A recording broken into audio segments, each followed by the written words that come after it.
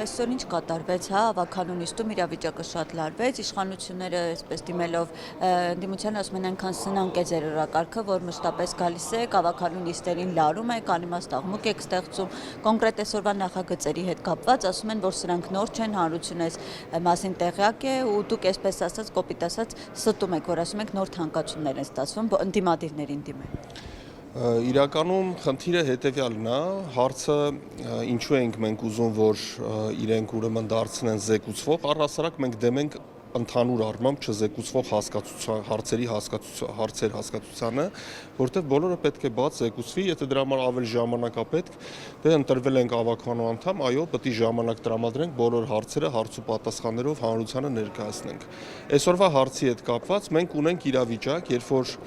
ուրեմն կարմիր կետագծերի հետ կապված վճարը բարձրացել էր 160 դարը, տրանսպորտի վճարը բարձրացել է, եկեք դե տարվա վերջն է, մի հատ ամփոփենք այս տարի օրինակ դրա պատճառով ինչ տեղի ունեցավ, ինչու է կառավարությանից ստիպված քաղաքապետարանը գումարներ խնդրում, որպեսզի Երևան ավտոբուսի գործունեությունը կարողանա շարունակի, մինչդեռ արդեն գումարները բարձրացված են, իսկ ինչու պետք է հոգեբանորեն քաղաքացին որոշի չվճարել, կարող է միգուցե կան, ասենք փոքրատիվ քանակի քաղաքացիներ, որոնք որ ի սկզբանե ինչ է լինի չեն վճարում կամ առաջ էլ չէին վճարում, երբ որ 100 դրամ, բայց վստահաբար մեծամասնությունը քաղաքացիների ըստ իս չեն վճարում, որովհետև գին որակ այդ հարաբերակցությունը, թանկացումը իրանք չեն համարում տեղին։ Եթե դուք թանկացնում եք վճարը, այսինքն բարելավում պետք է լինի ծառայությունների, հա, դրա, բայց մենք տրանսպորտը փոխել ենք հիմա ավելի նորմալ ենք արվում։ Եկեք ես ձեզ ասեմ, էլի տրանսպորտը սկսեց փոխվել 2018 թվականից 19-20-ին, հա, Հայկ Մարությանի օրոք, երբ որ բյուջեն 40 միլիարդ դրամ էր, հիմա համարյա 160 միլիարդ դրամա բյուջեն, բայց այն ժամանակ այս տիպի վիճակներ կային իհարկե պրոբկաներ, այսինքն շատ էին մարդիկ մտնում ավտոբուս, տեղ չկար եւ բայց հաստատ ավելի լավ էր աշխատում տրանսպորտը եւ ավելին ասեմ, երբ որ բյուջեն ավելանում է, մենք չենք տեսնում, որ որակն է լավանում։ Եթե որակը չի լավանում, եկեք հարցնենք, ինչու՞մն է խնդիրը։ Միգուցե ծախսերն են անհամաչափ սխալ։ Այնտեղ կար մի հատ գործ, ես չեմ հիշում այդ գործի հետ ինչ եղավ, օրինակ կային պահեստամասերի խնդիր, մի հատ քրեական գործ կար, ինչ եղավ այդ գործը, դա եկեք բաց խոսենք, որ հանրությունը իմանա ինչ է կատարվում։ Թափանցիկ կառավարում եք, ասում եք թափանցիկ ենք կառավարում։ Դե թափանցիկ կառավարեք, ինչու եք չզեկուցվող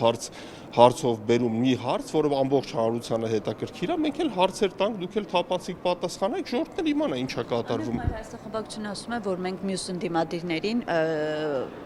խոսքը հանրապետություն, հա, եւ հանրային խմբակցությունների մասին ասել էին, որ նիստերին չմասնակցեն, որպեսզի չկարողանան նախագծը ընդունեն, բայց փաստորեն նրանք մասնակցեցին։ Տեսեք, հանրապետության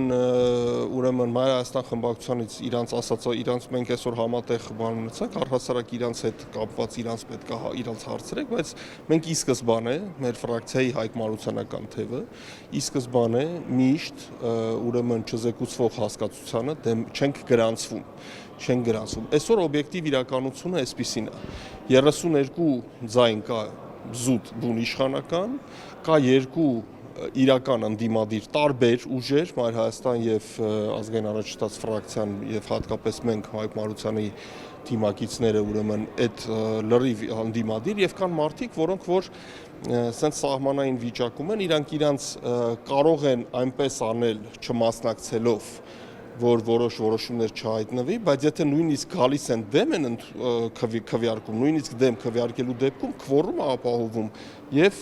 իշխանության ոչ միշտ արդար որոշումները անցկացնում են։ Հետևաբար ստեղ օբյեկտիվ նաեւ պատճառներից ելնելով մարդ կա հիվանդանոցում է, մարդ կար ուրեմն բանի մեջ էր, հա, տնային կալանքի տակ էր եւ այլն, այսինքն օբյեկտիվ պատճառներով չի լինում, որ 33 ընդդիմադիր գործիչներ, որոնք որ համարենք ընդդիմադիր են,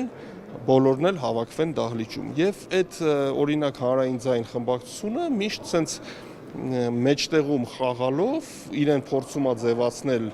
լրիվ ընդդիմադիր, բայց իրականում միանշանակ է օրինակ ինձ համար, որ իրանք խաղում են իշխանական դաշտում։ Եվ վերջում բան Թորոսյան եկեղեցու հետ կապված ուզում էի խոսենք, տեղեկություն կա, որ ամսի 28-ին հնարավոր է գնան Մայրաթոր, այնտեղ արդեն Նիկոլ Փաշինյանի գլխավորությամբ ու պատարագի ժամանակ պահանջեն Կաթողիկոսը հեռանա։ Նման զարգացում արդյոք սպասում է թե չէ ու եթե նկատենք Հայկ Մարությանը բավականին пассив է այս եկեղեցու հետ կապված այդպես հայտարարություն չի անում, որն է նրա դիրքը։ Հայկ Մարությանից կհարցնեք, միանշանակ է, որ ես ձեզ հիմա ասում եմ, որ եկեղեցու դեմ գործադիր իշխանության քայլարշավը անկախ ինչ են իրանք մտածում, ինչ չեն մտածում, հակասահմանադրական է։